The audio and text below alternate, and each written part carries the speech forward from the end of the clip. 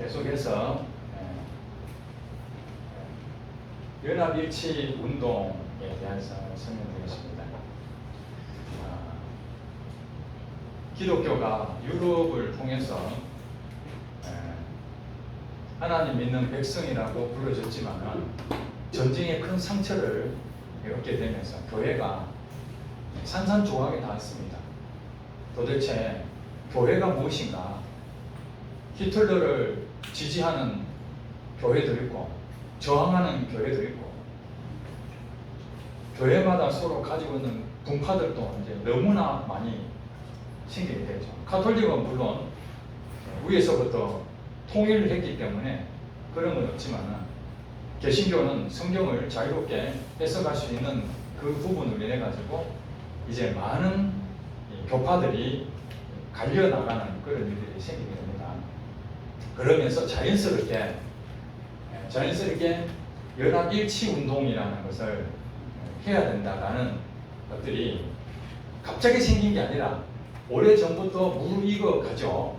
여러 가지 사람들도 만나면서 그러면서 이제 한 부분이 나타나는데, 지난번 처음 시작할 때에 기억을 제가 하는데 WCC에 대한 얘기를 저한테 질문했습니다. 마지막 날 하게 됐습니다. 세계교회협의회를 WCC라고 약자로 그렇게 부르고 있습니다. 1948년도에 암스테르담에서 이제 모여가지고 이 연합 운동을 하자고 결성했는데, 여기는 사실은 개신교 연합일치입니다. 개신교.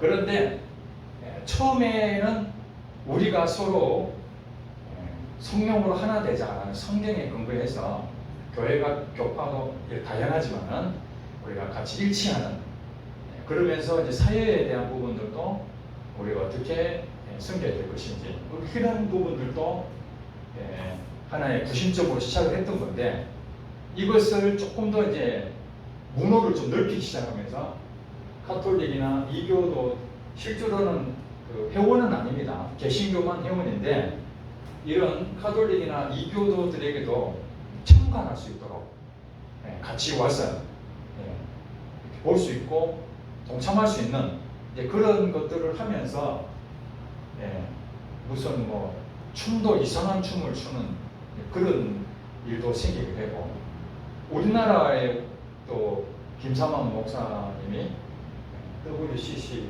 국내 전체 뭐 책임자인가 아마 그렇게 됐을 것입니다. 그 뉴스에서 저번에 뉴스에서 봤거든요. 우리나라 목사님들하고 그 가톨릭 단하고 악수하고 막 그랬거든요. 예. 그래서 처음에 시작은 그렇지 않았다 할지라도 그들이 점차 처음에 가지고 있던 그 마음들이 조금씩 이렇게 확대하면서, 이게 이제 자유주의 개방을 좀 많이 하면서 보수적인 그런 이제 생각을 가지고 있는 교단, 거기서는 WCC가 변질됐다, 거기는 가면 안 된다, 이렇게 이제 생각하게 된 것이죠.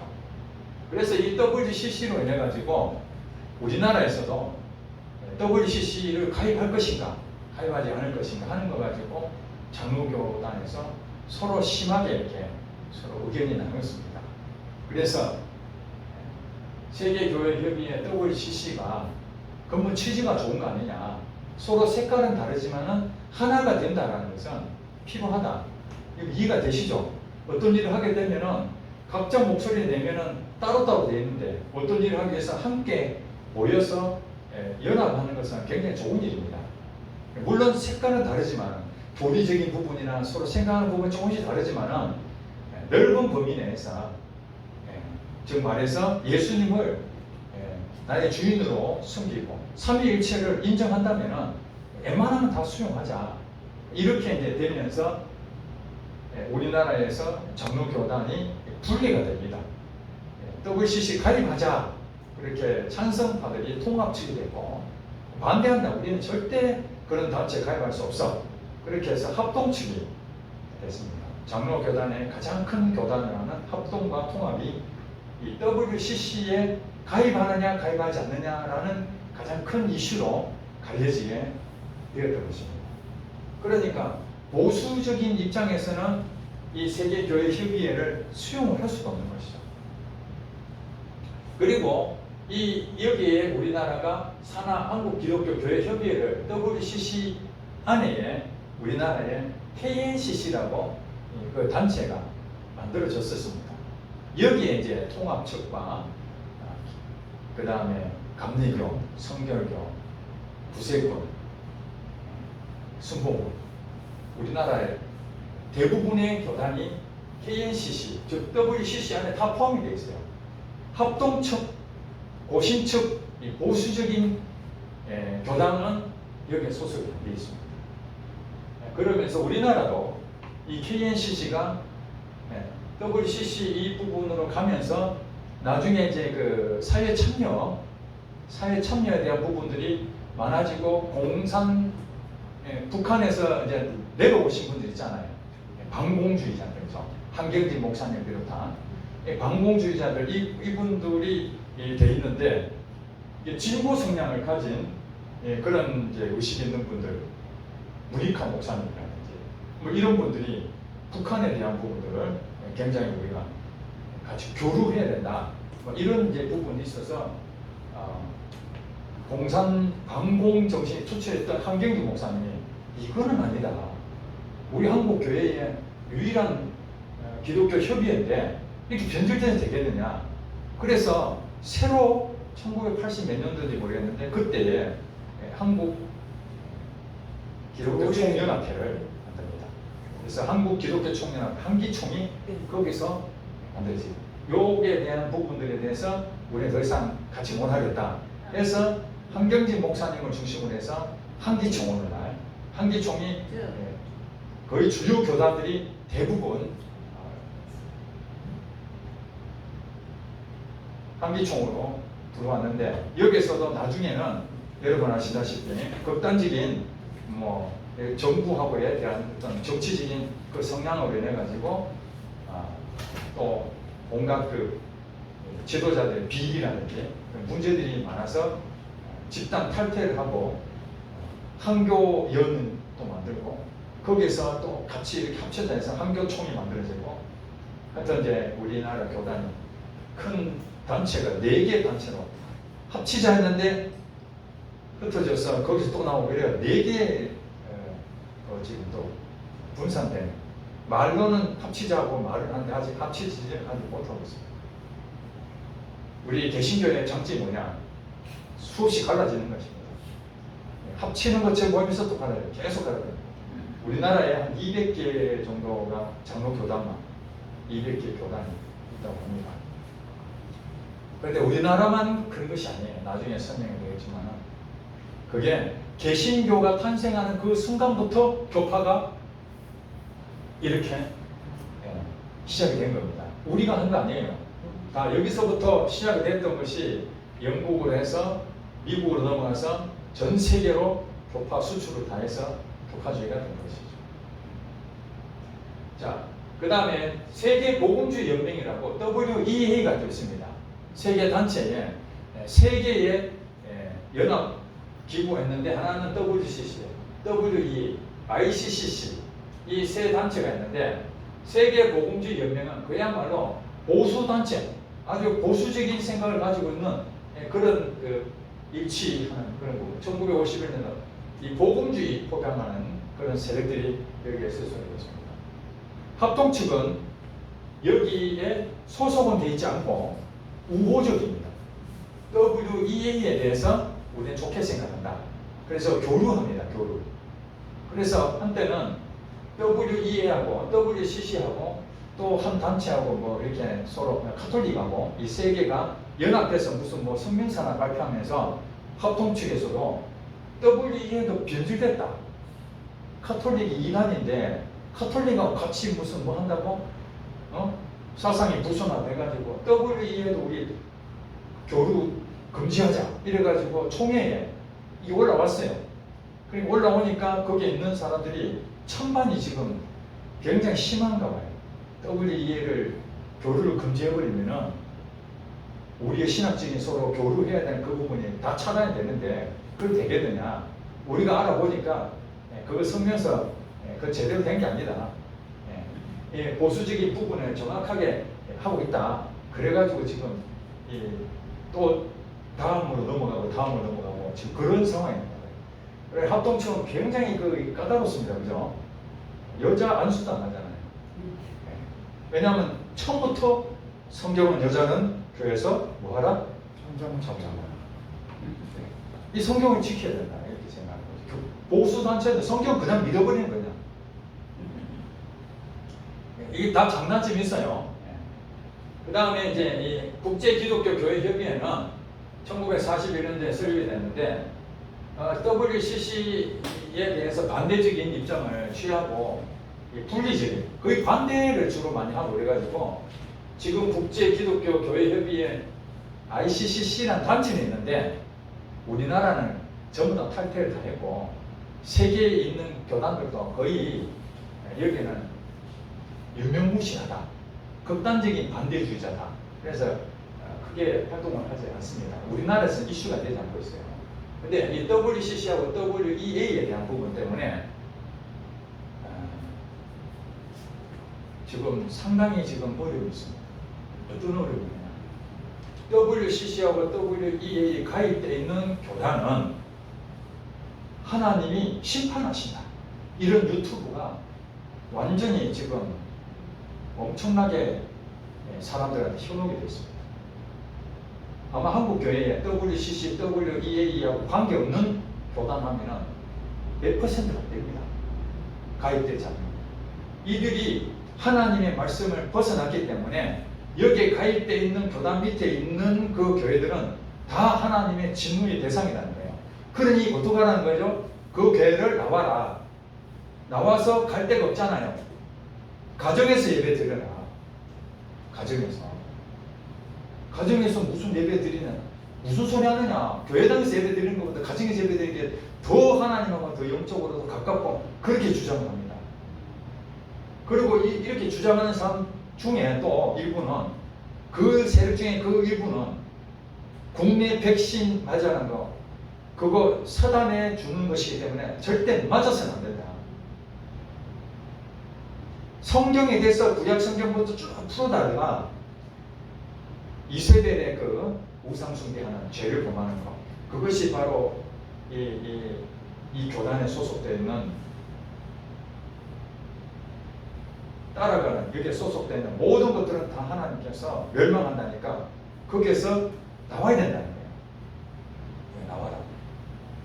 그러면 부모님 만약에 교회를 안 다니면 자녀가 교회를 다녀요. 그러면 그 집안 망해요 안 망해요? 부모님이 예수를 안 믿는데? 그러면 아버지 어머니하고 인연 끊어야지. 이렇게 말한다면 교단에 내가 소속되어 있으니까 그 교단에 소속되어 있는 것 때문에 하나님께서 심판을 하신다면 하나님이 가정을 세웠는데 그 가정에 믿지 않는 부모가 있어서 자녀가 예수를 믿어서 그러면 아버지 어머니하고 혈연 관계를 유지하는 한은 가입되어 있으니까 소속되어 있으니까 심판을 받아야 되는 거 아닙니까? 그렇잖아요. 그러면 아버지 어머니 인연 끊고 나와야 되지. 제가 유튜브를 어느 분이 저한테 보여줘서 목사님 이거 한번 보세요. 가정에서 예배 드리는데 누가 밑에 댓글을 적어놨더라고요. 댓글. 그 사이트에 한 몇만 명이 이 내용을 다 봤어요. 나오라고 적어라. 그 옆에다가 이제 실시간 올리잖아요. 그러면서 나는 몰랐는데 가정에서 예배 드려야 되나 어떻게 해야 되나 그러면은 나도 심판받을 건데 이 교단이 있으면은 자기 교회 목사한테 물어봤다. 감리교야. 물어봤더니 그 목사님이 우리는 WCC에 가입되어 있는 그 단체라는 거예요. 그러면 큰일 났다고 목사님도 탈퇴라는 거예요. 아이 교단하고 있지만 우리는 상관이 없다고 신경 쓰지 마라 그래도 안 된다고. 그래가지고 교회에 나와서 가정에서 예배 드립니다. 그래서 가정에서 예배 드린다는 것에 대해서 하나님이 은혜를 부어줬다 해서 그 밑에 댓글이 그럼 나도 가정에서 예배 드려야 되겠네 이러고 가정 예배 드리고 있어요. 대부분 창피한 얘기인데 저하고 아주 가까운 사람도 이걸 속아가지고 목사님 보세요. 이거 우리 교회는 한기총에 소속되어 있는 건 맞지만은 한기총은 WCC에 가입되지 않습니다. WEA도 가입되지 않습니다. 한기총은. 어느 목사님, 유명한 누구다 말은 뭐예요? 어느 목사님 물어봤어요. 목사님은 WCC하고 WEA하고 어느 쪽에 더 선호합니까? 그랬더니 WCC도 아니고 WEA도 아니고 내가 새로운 거 하나 만들어야 되겠다고 그러더라고. 예, 이분 아주 유명하신 분이에요. 말만 하면 여러분 다 아시는 분. 말을 못하겠네. 그분이. 그러니 여러분들은 어떻게 생각하십니까? 정답은 없습니다. 하나님만 알고 계시죠. 그러나 제가 교회사를 하면서 쭉 훑어봤을 때 여러분 혹시 느낀 게 무엇이 있습니까? 여기 보면은 오순절 운동 일어났잖아요. 여기 이 시무아라는 사람은요, 저기 성결 쪽에, 성결교인지는 모르겠어요. 성결 쪽에 관련된 그쪽에 있다가 하나님의 은혜를 받은 사람입니다. 그리고 이 시무와 흑인이 있었던 이분이 누구한테 영향을 받았냐면 찰스 파햄이라는 사람한테 영향을 받았습니다. 오늘 여기서 한 가지 굉장히 중요한 걸 제가 말씀드립니다. 여기에는 이름이 없잖아요. 그런데 교회사적으로 오늘 지금 현대 교회가 그분의 영향이 엄청 크다는 걸 아셔야 됩니다. 찰스 파햄, 그분이 감리교 목사님이셨는데 젊었을 때 회심을 하고 그 치유에 대한, 성경의 치유에 대한 얘기 나오잖아요. 그 치유에 대한 관심이 있어서 예배 시간마다 치유를 선포하고 막 그랬습니다. 그랬더니 당시의 분위기로 예배를 드려야 되는데 예배 치유만 하니까 사람들이 그것을 좋지 않게 생각하고 한마디로 교단을 떠날 수밖에 없는 그런 상황이 온 거예요. 그래가지고 독립해서 나와가지고 자기를 따르는 사람들과 같이 성경 공부하면서 한마디로 치유 사역을 하게 된 겁니다. 그러다가 자기 밑에 배우던 그 학생들 가운데에 성경을 보면은 성령 세례라는 것이 나온다. 사도행전 보면 성령 세례가 있는데 그 성령 세례가 무엇인지 그거에 대해서 레포트를 써오라고 이렇게 얘기합니다. 그랬더니 집에 가서 책을 막 읽어보고 성령 세례에 대한 얘기를 쭉 보고 사람들 쓴 레포트를 보니까 거기에 대부분 공통된 게 하나가 딱 나왔습니다. 그것이 무엇인가? 방언이라는 것이 나왔습니다. 성령 세례를 받을 때 방언이 같이 온다는 것을 알게 된 거예요. 그래서 그렇다면은 우리도 초대교회 사도시대처럼 마가다락방에 오순절 역사를 한번 우리도 경험해보자. 성경에 그렇게 했으니까. 그러면서 함께 우리가 성령을 구하자고 기도합니다. 그런데 그 중에 한 학생이 목사님, 이 성령 세례를 방언이 임할 때 보니까 안수를 하는 것이 성령 세례라는 장면이 5번 나오는데 안수하는 것이 3번이 나옵니다. 그러니 목사님 저에게 안수를 한번 해주세요. 그래서 이 목사님이 성경이 그렇게 했다니까 알겠어. 그래가지고 그 학생의 손을 얹어서 기도를 했는데 방언이 터지고 선교사로 나가려고 준비했는데 중국 방언이 터지고 중국말을 해요. 사람들 그거 보고 깜짝 놀란 거죠. 야, 초대교회에 정말 그런 일이 있구나. 그래서 다른 사람들도 안수를 받기 시작하는데 다른 사람들도 방언이 막 터지시잖아요. 그리고 찰스 파인 목사님도 하나님 내게도 방언을 주세요. 그래서 방언을 하게 됩니다. 이게 소문이 나기 시작합니다. 그래서 그때에 이 시모 흑인 이 사람이 그 소식을 듣습니다. 성령 세례를 받는 것은 방언. 그러니까 성령 세례는 방언이다 이렇게 인식을 하게 된 거예요. 성령 세례는 뭐냐? 방언이다 이렇게 된 거죠. 물론 지금은 여러 가지 얘기도 있습니다만 당시에 있을 수 없는 일, 그전엔 그런 일이 없었던 거니까. 처음으로 오순절에 마가다락에 있었던 그 사건을 통해서 계속해서 방언이 막 이렇게 몇 년 동안 이제 다니면서 집회도 하면서 방언의 역사가 나타나기 시작하죠. 그래서 이 흑인이었던 시므온 목사가 하나님께 기도하는 사람이었습니다. 계속 기도하고 있는데 이 소식을 듣고 자기도 가고 싶은 거예요. 그 집회에 갔는데 백인들이 있는데 흑인이 가면 안 돼요. 같이 예배를 못 드려요. 그래서 창문 너머로 그것을 보고 있는 거죠. 거기에서 이제 찰스 파엠이 가르치는 것을 듣고 자기도 떨어져 나와서 어디 갈 데도 없으니까 길거리에서 같이 몇 사람이 똑같이 기도했더니 방언이 터지기 시작합니다.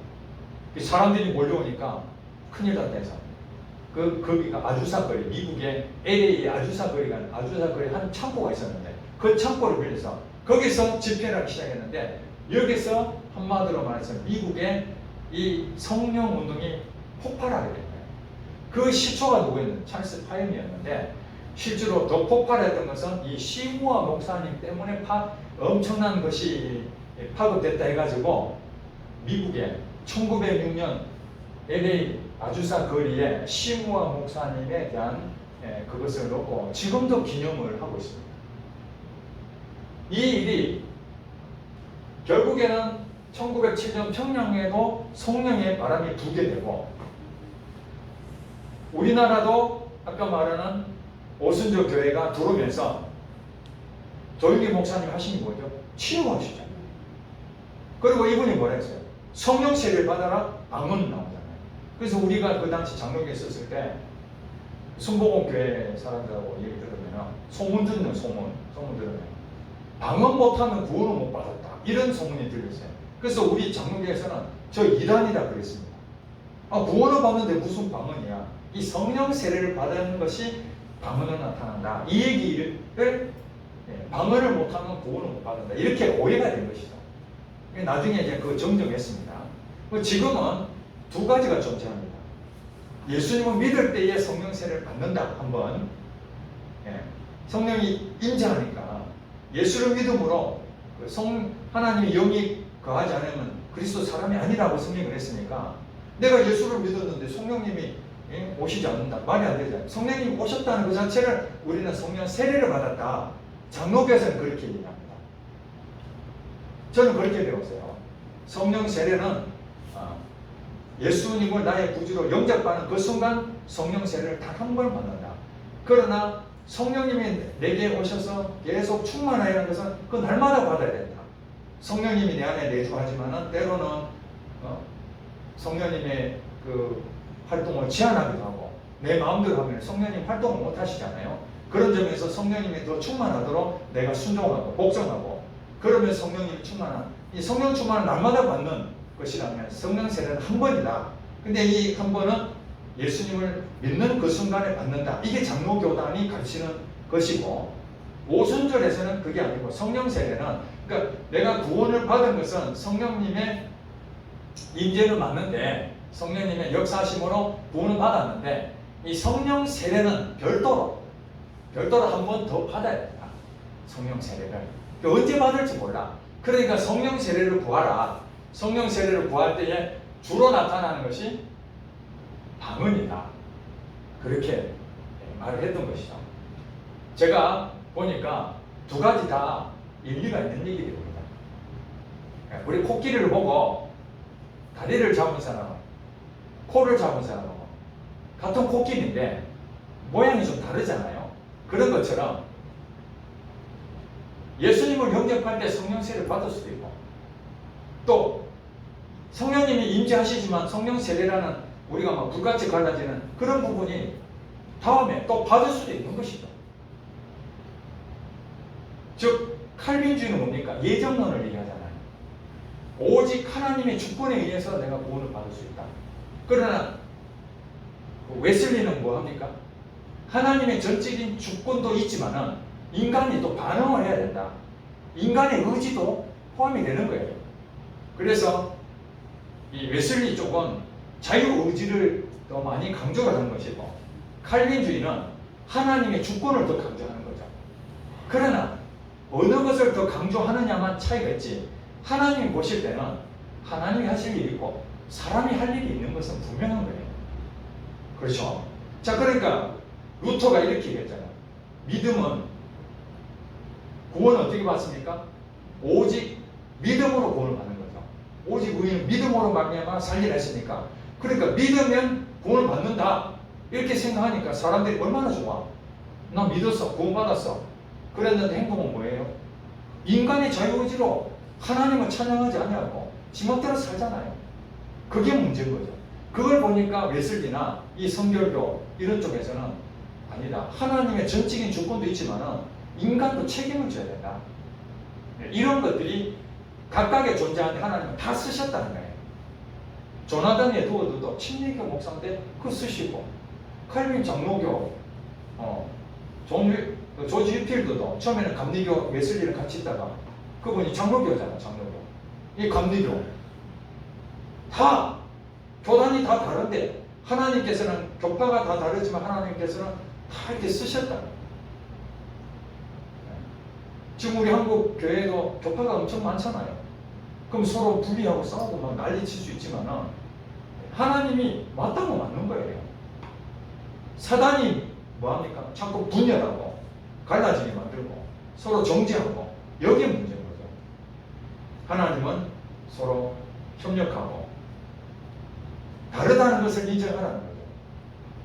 그렇기 때문에 지금 이러한 이 세계 교회 협의회 이런 과정에서 우리가 교단에 부득불 소송은 내지만은 교회의 목사님들 따라서 지금은 WCC에 가입되어 있는 교단도 여기에 대해서 동의 안 하시는 목사님이 매우 많습니다.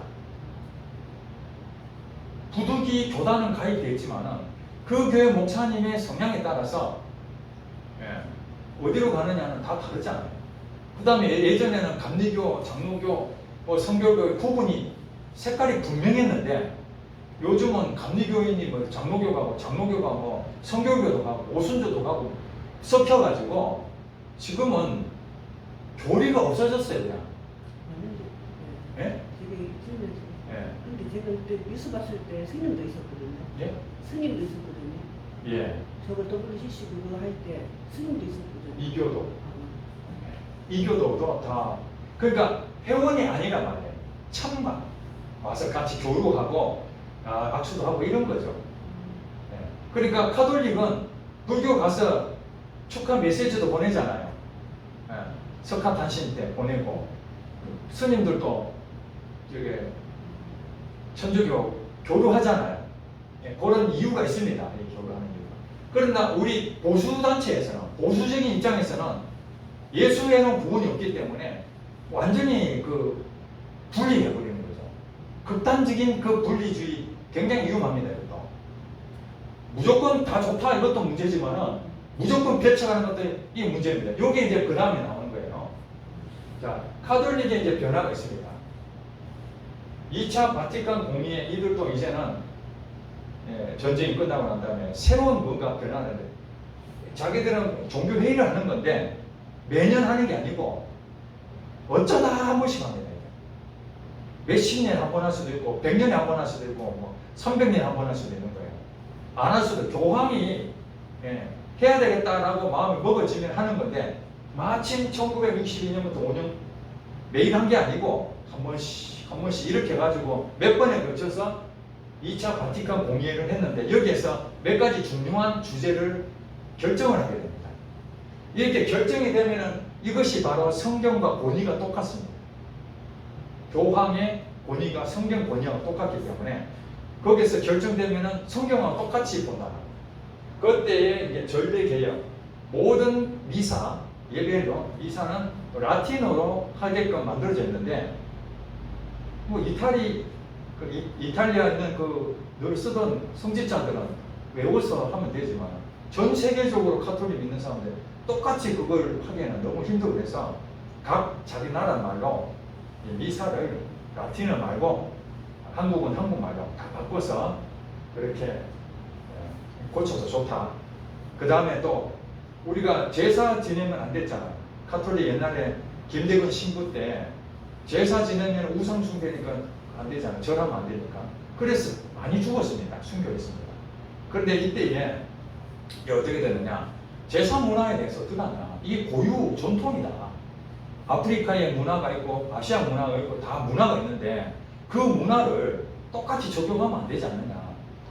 한국의 제사 문화는 부모에게 공경하는 의미로 하는 거지 이것은 뭐 우상 숭배하는 게 아니다. 이렇게 돼가지고 이제는 제사 지내도 좋다. 이래서 그 뒤부터 카톨릭은 제사 지내도 됩니다. 그럼 옛날에 죽은 사람은 어떻게 됩니까?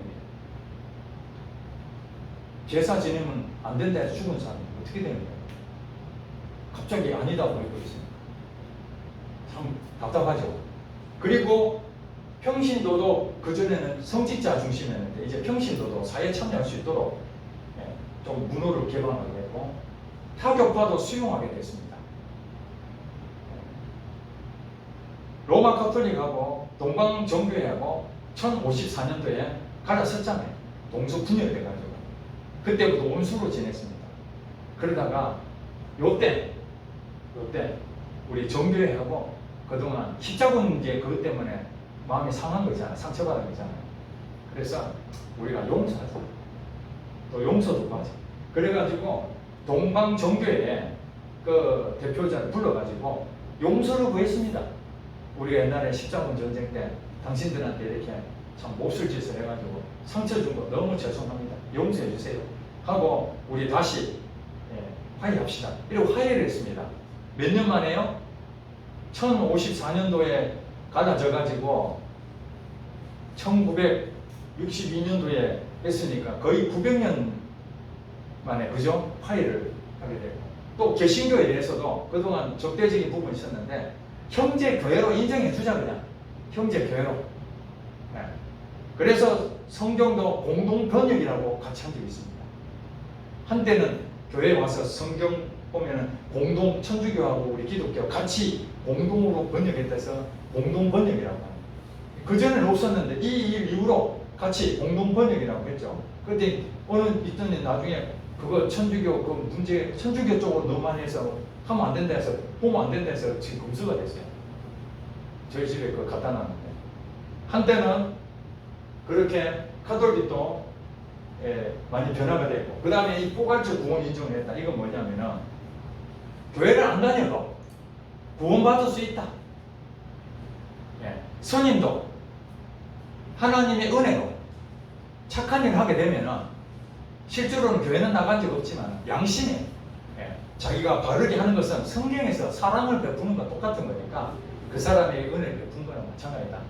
그리고 이전에 살았던 분들 예수 예자도 모르고 죽으신 분들 있잖아요. 세종대왕이나 이순신 장군 이분들도 다 구원받을 수 있다. 포괄적 구원을 인정하면서 이분들이 스님도 이제는 구원받을 수 있으니까 악수를 하는 거예요. 이해가 되시죠? 네. 옛날에 돌아가신 분들도 그분들도 얼마든지 구원받을 수 있는 것이죠. 이 천주교는 이렇게 바뀌었습니다. 자, 그런데 지금도 논란이 있어요. 천주교는 이단입니까? 아니면 종교입니까? 타종교입니까?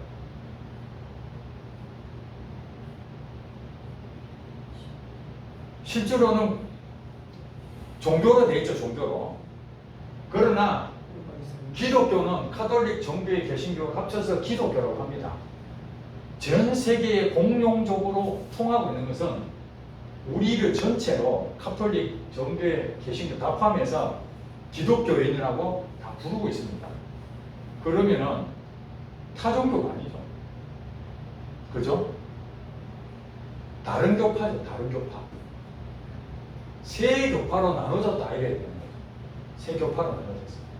세 교파 나눠졌는데 개신교는 더 세부적으로 나눠졌다. 이렇게 보셔야 합니다. 자, 이 사회 변화에 대해서 이제 세계에 대전이 일어나고 냉전 시대가 오면서 자본주의와 공산주의 팽팽한 진영 논리로 가면서 어떤 일이 이제 발생이 되냐 하면은 사회 변화에 급속도로 변화가 일어나기 시작하는데 거기에 대해서 우리 기독교가 어떻게 대응을 했느냐. 이 근본주의라는 것은 지난번에 말씀드렸지만 세대주의잖아요. 세대주의. 이 세대주의는 성경이 진리다. 성경은 전혀 틀린 게 없다. 그렇게 확실하게 믿었던 거고, 예수님에 대해서 분명하게 재림하는 거에 재림신앙을 가지고 있고, 그 다음에 이 세상은 결국에는 다 멸망할 곳이다. 다 사회적으로 다 멸망을 향해 가고 있으니 우리는 오직 영혼을 구원하자, 이런 이제 생각이었는데, 자유주의가 전 세계를 이제 강타하니까 다시 근본이에요. 근본. 펀티멘탈. 이 근본이라는 부분이 뭐예요? 본질 말하는 본질. 기본은 돌아가자. 기본으로. 그게 요즘은 이제 이슬람에서 근본주의인데 원래 기독교 용어였던 거예요. 그렇다고 해서 근본주의도 한꺼번에 된 게 아니라 그 전부터 그런 우리 기본으로 돌아가야 된다 하는 그 얘기들이 자유주의를 대항해서 계속해서 이 세속화되고, 자유주의에 대응해서 이 근본으로 돌아가야 되는 이 근본주의가 어느 정도 활성화되다가 1920년대쯤 돼서 어느 분이 근본주의라는 말을 이제 쓰게 되면서, 신학적인 용어로 쓰면서 근본주의가 이제 나타나게 된 거예요. 그 근본주의에 여기 보면은 5가지 교리가 있는데, 성경 무호설, 예수님의 동정녀 탄생, 예수님의 대속, 예수님의 부활과 재림, 그 다음에 성경 기적의 역사성. 자유주의는 성경 기적을 안 믿는다 그랬잖아요.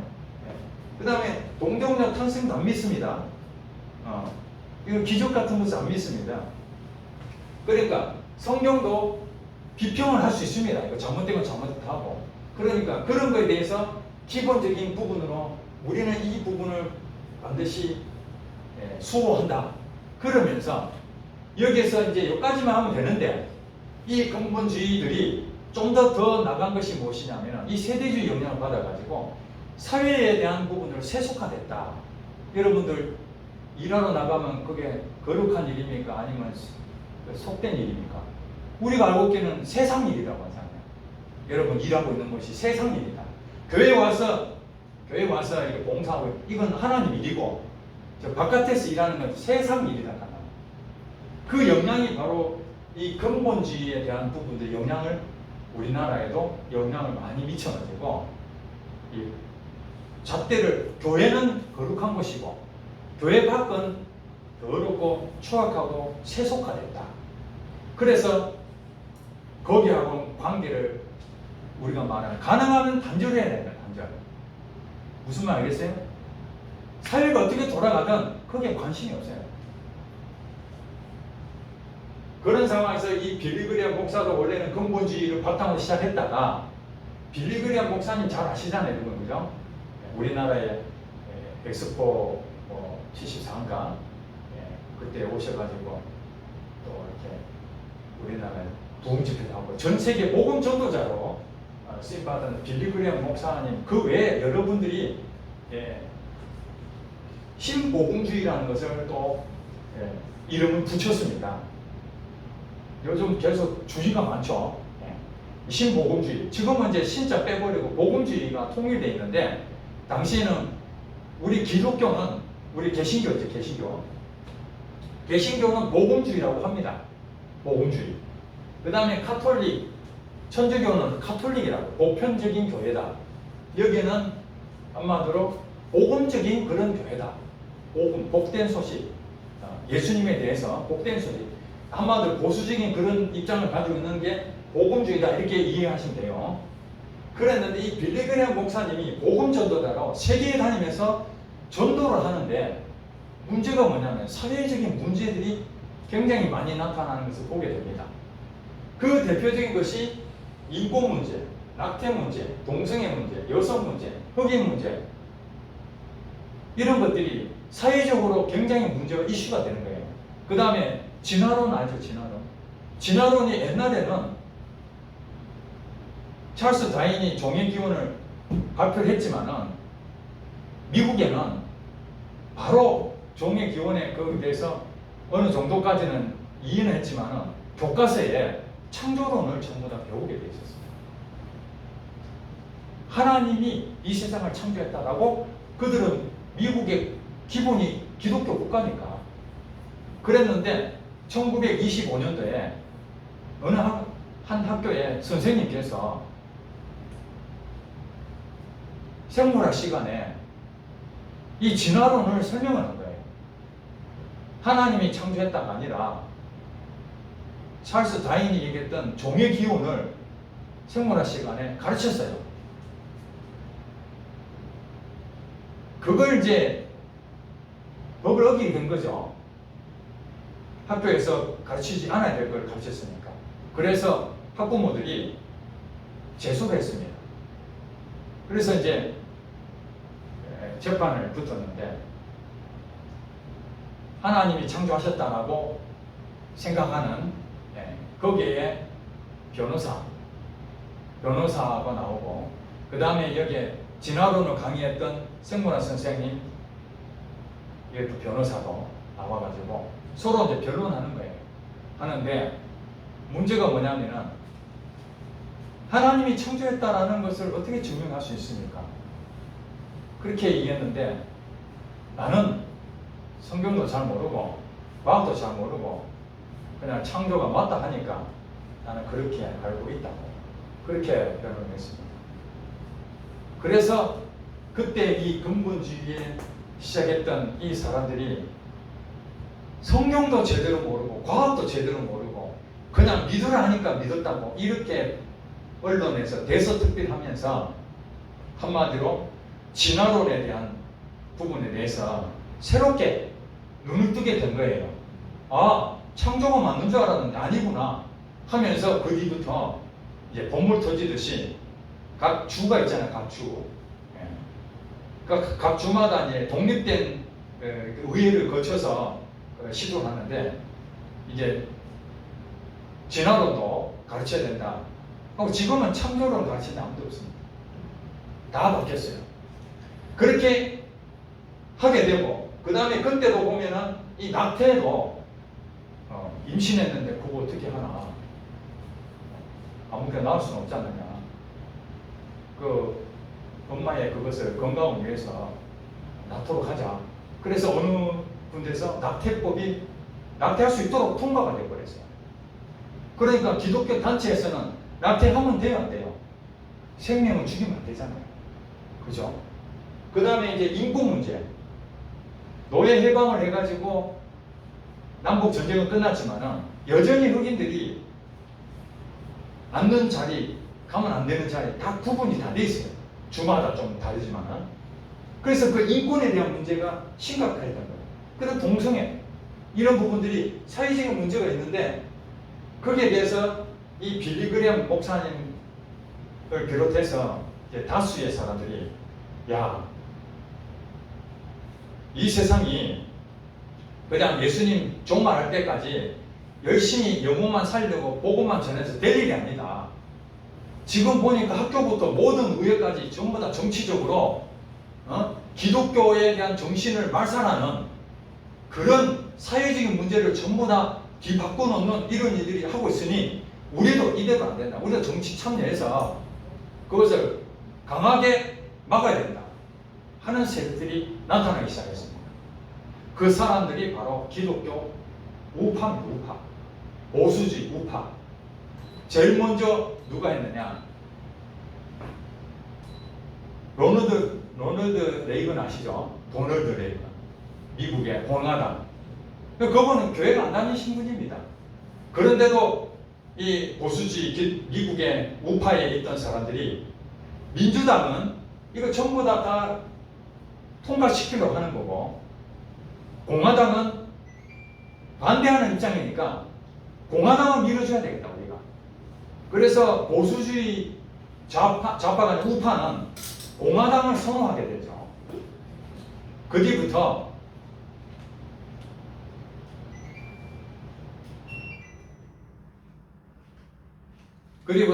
기독교 보수단체에 있는 사람들은 모든 정치할 때 공화당은 다 밀어주고 있습니다. 부시 대통령 밀어주죠.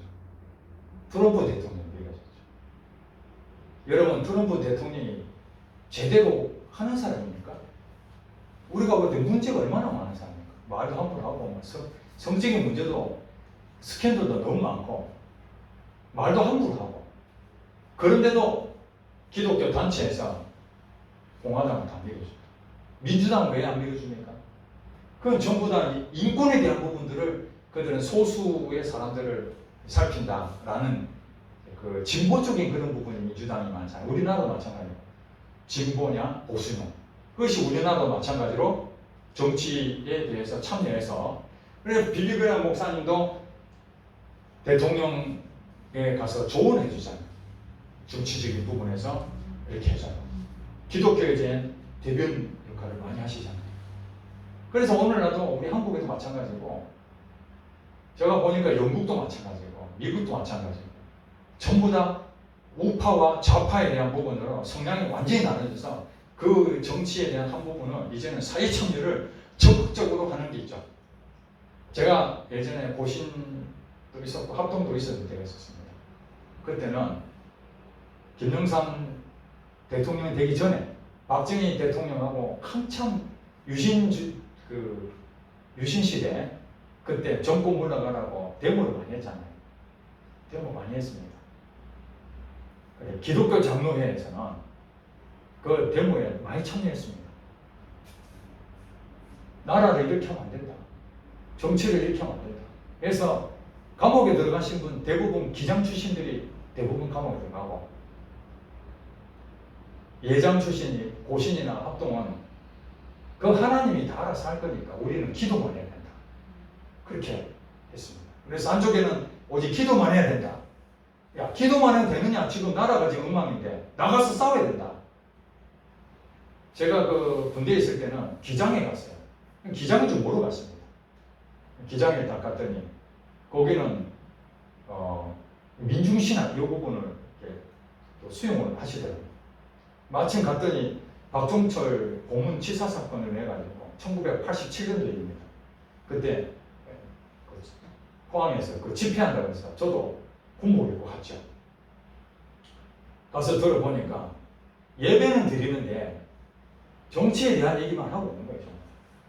이 사회 참여 아주 앞장서서 하는 교단이 기장입니다. 사회에 대해서 변화시켜야 된다. 그게 이제 처음에는 그렇지 않았다. 예수님 곧 재림하니까 사회는 어차피 썩어갈 거고 오직 기도하고 영혼 구원하는데 최선을 다하자. 그랬는데 그것은 아니다. 이제 우리 동성애 막아야 된다. 지금 우리나라도 지금 차별금지법 막자고 지금 난리잖아요. 동참 좀 해달라고 서명도 받고 그렇게 안 했습니까?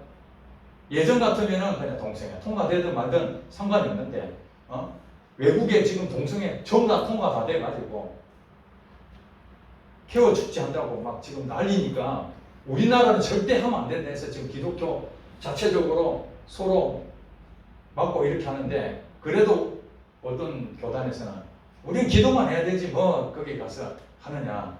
이것이 이제 가지고 있는 생각들이 다 다르기 때문에 그렇다는 거예요.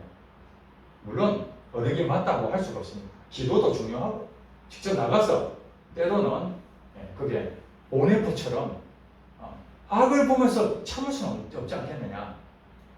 그런 부분도 필요할 수는 있습니다. 그러나 모든 것을 정당화시킬 수는 없어요. 모두가 다 해야 된다. 이렇게는 좀 문제가 있지 않겠나. 그래서 이 루터 킹 목사님께서 흑인의 인권 운동에 앞장서서 I have a dream, 나는 꿈이 있다.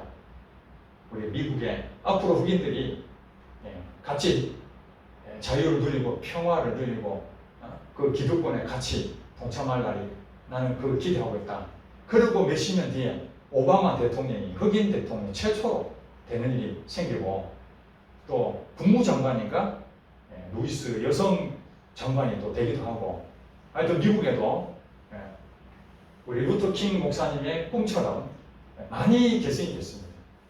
그리고 이 여성에 대해서도 상당히 낮게 이렇게 생겨요. 여성 신장 운동이 일어나면서 흑인 신앙, 여성 신앙, 해방 신앙, 민중 신앙 이런 신앙들이 성경을 근거로 해서 나라마다 이런 것들을 신학적인 부분으로 접근해서 이런 운동들에 적극적으로 동참했다. 기독교 단체에서. 예전에는 가능하면은 분리적으로 그거는 사회에서 하는 대로 가고 우리는 우리끼리 하자 했는데 그 뒤부터 많은 기독교 단체에서 이런 사회 활동을 많이 하게 됐다. 이것을 여러분 이해하시면 됩니다. 현대 교회는 지금 인터넷 IT 시대에 살고 있습니다. 특별히 우리 코로나로 인해 가지고 2년 동안 대면 예배를 드리지 못하는 경우가 많아가지고 인터넷으로 동영상으로 이렇게 하는 경우가 많았습니다.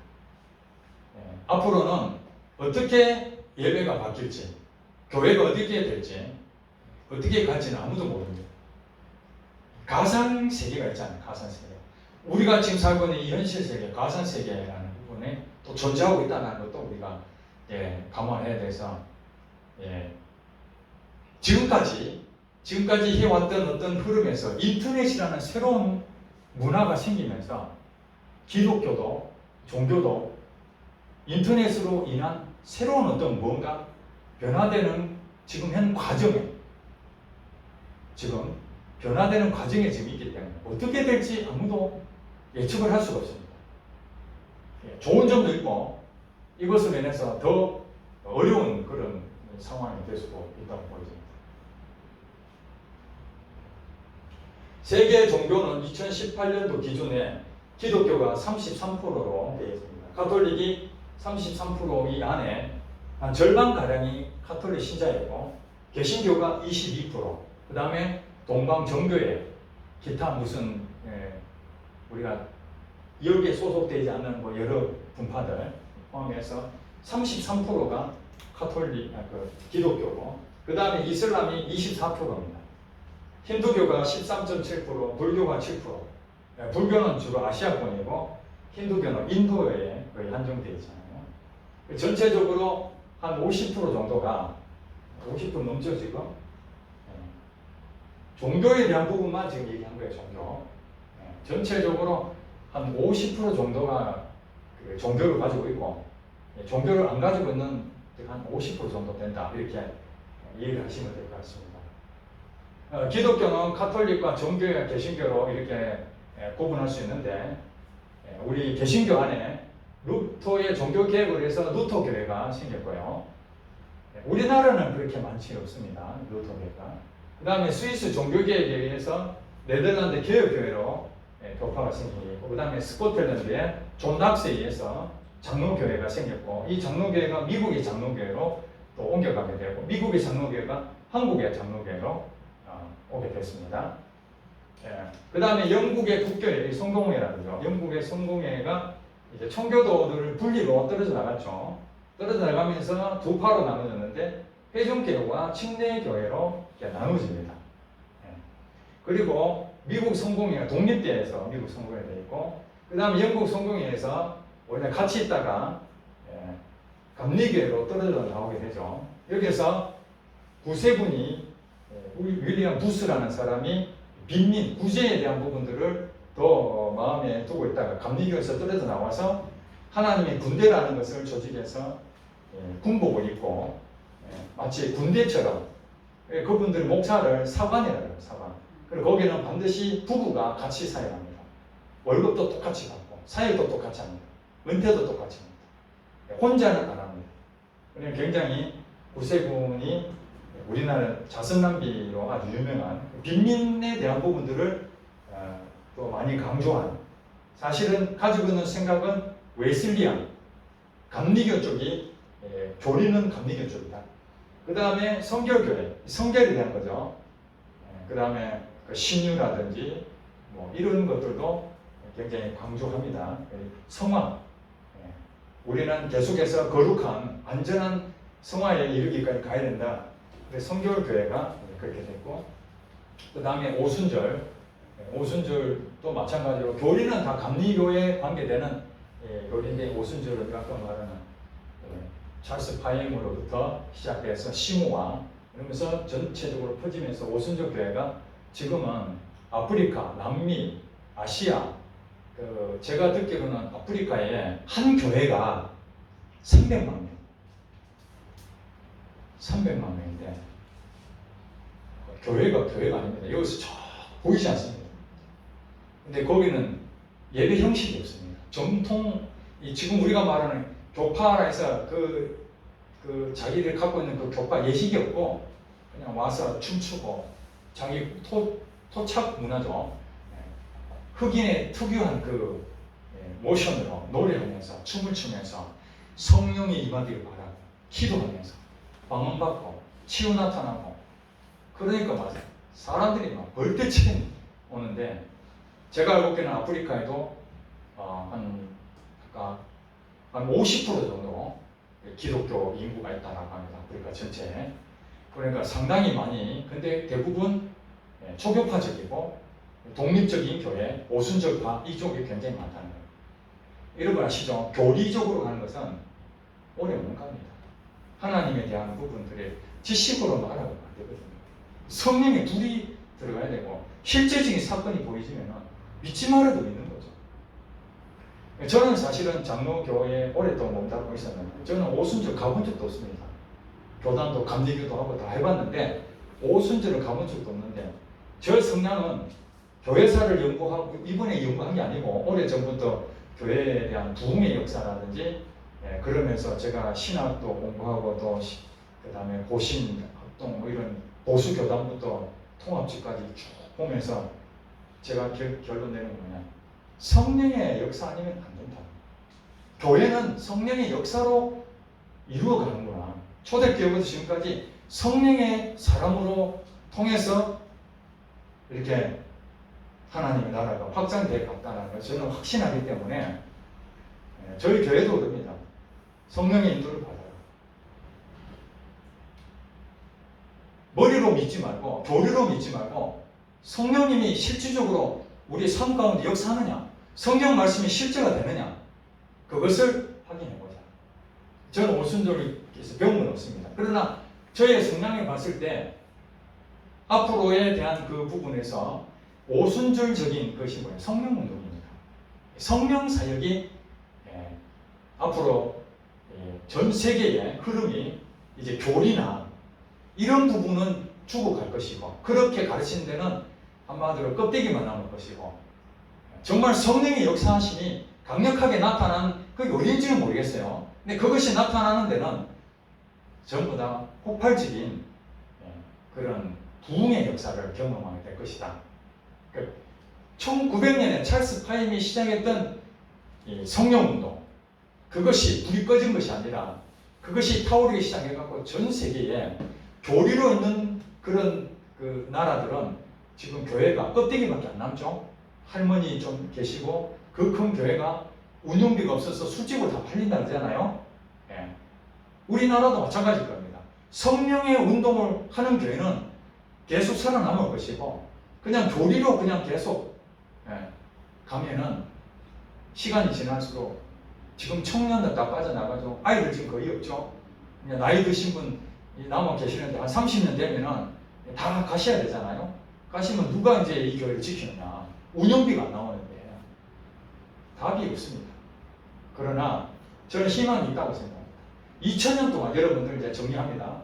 2000년 역사 가운데 흘러왔는데 크고 작은 사건들이 엄청나게 많았습니다. 전쟁도 많았고 기근도 있었고 참 많은 사람이 억울하게 죽기도 하고 그리고 냉전 시대로 인해 가지고 양쪽에 힘의 이런 지배를 받기도 하고 이런 악한 영들이 수없이 기독교를 말살시키고 박해하고 때로는 당근과 채찍으로 그렇게 했지만은 2000년 역사 가운데에 유럽과 미국이 활성화됐던 그 지역이 이제 쓰그러들면은 기독교는 다 끝날 줄 알았지만은 풍선이 누르면 옆으로 퍼지듯이 유럽과 미국이 사실 껍데기밖에 남지 않는 교리밖에 남지 않는 그런 데 있다 할지라도 이게 누르니까 아프리카로 남미로 아시아권으로 이게 폭발적으로 번져 가더라는 겁니다. 그렇게 해서 결국 복음이 어떻게 됐습니까? 유럽으로 머물러 있던 것이 오랫동안 머물러 있던 것이 결국에는 미국과 거기서 이제는 전 세계로 퍼져나가는 복음의 확장이 어마하게 일어나게 된 거죠. 자, 초대교회 시작했을 때 예루살렘이 시작했잖아요. 그때 예루살렘에 폭발적으로 사도 베드로가 설교하면 3,000명씩 5,000명씩 그렇게 해서 그 교회에 수만 명이 교회 공동체를 이뤘는데 예루살렘만 가지고는 안 되잖아요. 그러니까 그 다음에 어떻게 됐습니까? 하나님께서 박해를 하게 만들잖아요. 헤로당을 통해서 박해를 했더니 그 예루살렘에 있던 성도들이 다 뿔뿔이 흩어져서 어디로 갑니까? 유대 땅으로, 사마리아로, 이방 땅으로. 예수님 말씀하신 대로 사도행전 1장 8절 말씀이 제가 오늘 내리는 결론입니다. 교회가 무엇인가?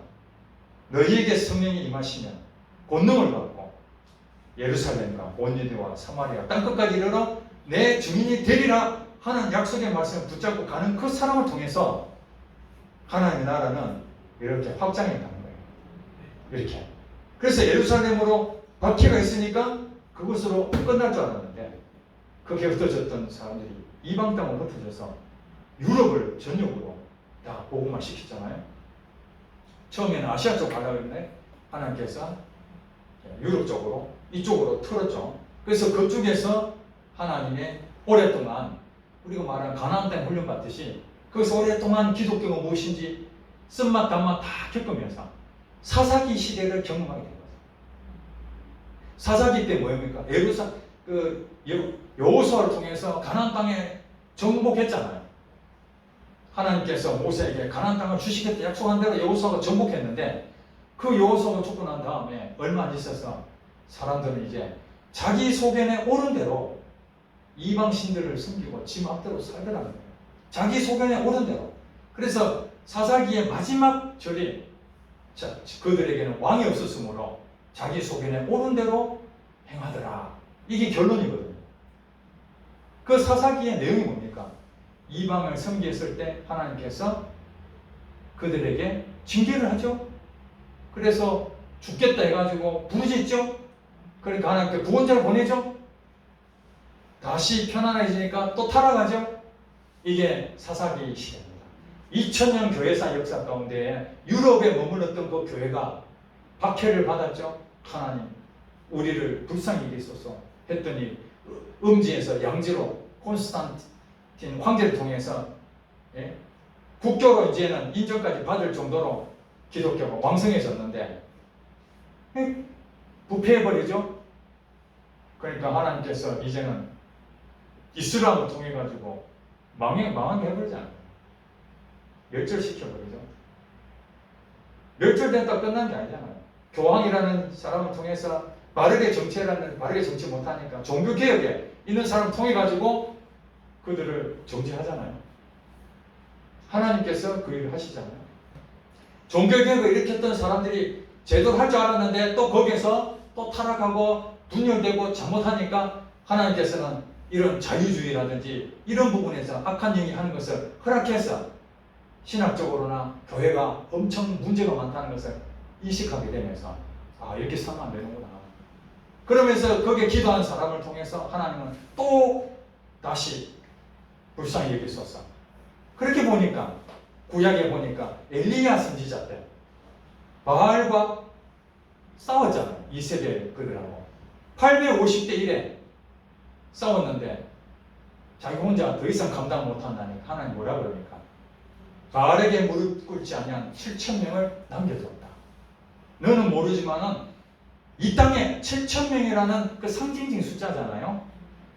하나님의 용사가 7,000명이 이 세상에 한국 땅에 뿐만 아니라 전 세상에 이 엄청난 세속화되고 하나님이 없다라고 하는 이 무신론, 이 잘못된 세상으로 끌고 가는 이 상황에서 이제는 진화론이 대세가 되고 학교에서 교회에 대한 부분은 교자도 못 보내고 전도도 제대로 못하는 이런 세상이 왔다고 여러분들이 아이고 이제 끝났다.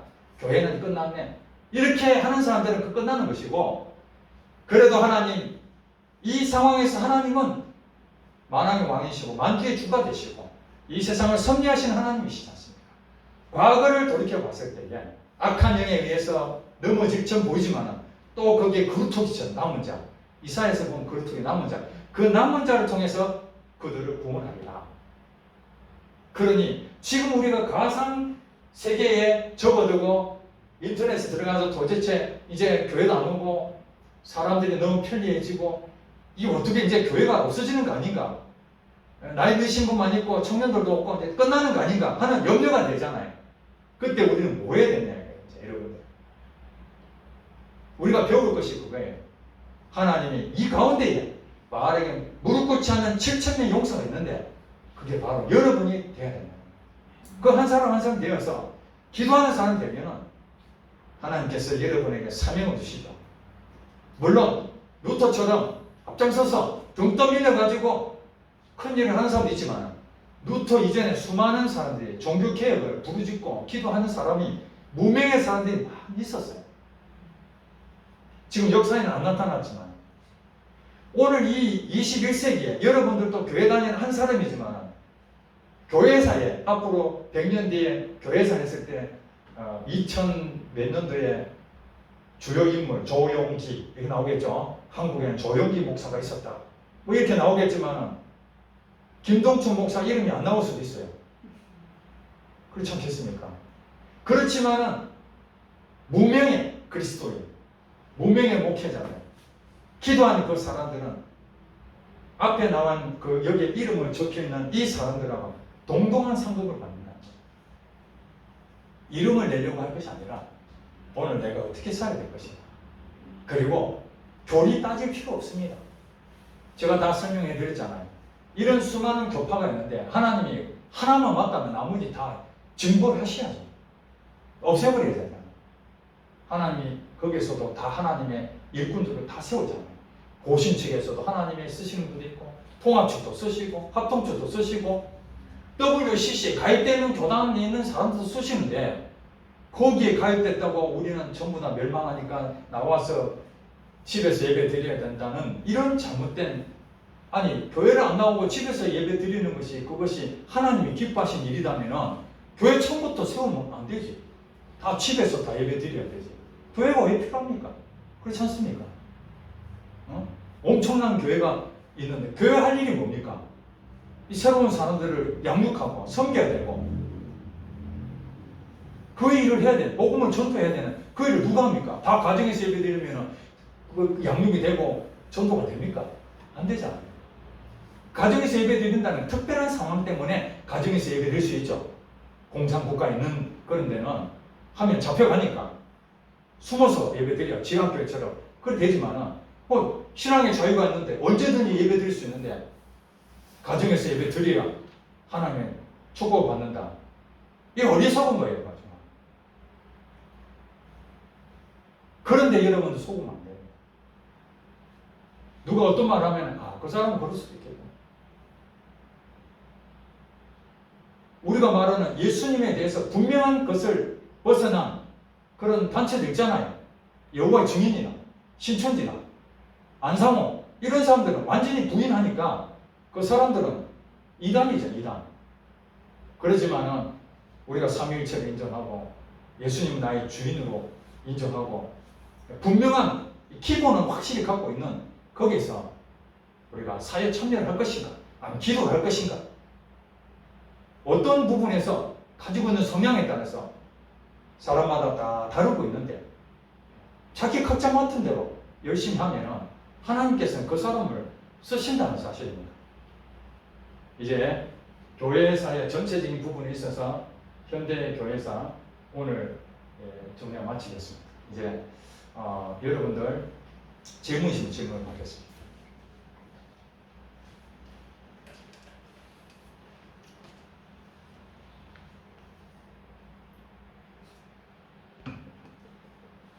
네, 다 이제 최종 다 끝났으니까. 좋습니다. 네? 잘 들었습니다. 이해가 돼요? 네. 결론이 다 이해가 됩니까? 네. 그래요. 이게 6번에 걸쳐가지고 2000년의 역사를 한다는 것은 이거는 정말 어려운 일입니다. 그래도 여러분들이 집중해서 잘 들어주셔가지고 저도 많이 배웠고, 다음에 또 회라면 진짜 못 하겠습니다. 그래서 서서 강의하는 자체가 벌써 다리도 아프겠고 엄청 힘듭니다. 그래도 여러분들이 이렇게 같이 참여해서 한다니까 그냥 뭣도 모르고 했습니다. 뭣도 모르고 이렇게 힘들 줄 몰랐어요. 그런데 뭐 저보고 순천까지 가자 하니 이건 더 힘든 일이죠. 기도하고 마치겠습니다. 하나님 아버지 감사합니다.